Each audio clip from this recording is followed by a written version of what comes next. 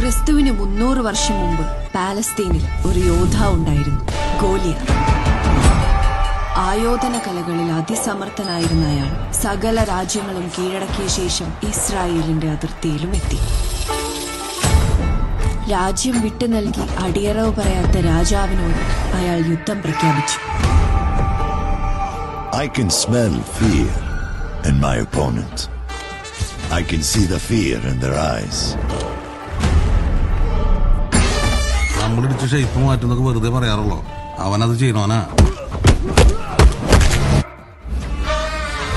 തന്റെ ഭീഷണി പറഞ്ഞവസാനിപ്പിച്ച് തിരിഞ്ഞ ഗോലിയാത്തിന്റെ നെറുകയിൽ ദാവീദിന്റെ കവണയിൽ നിന്നും ഒരു കല്ല് വന്ന് പതിച്ചു.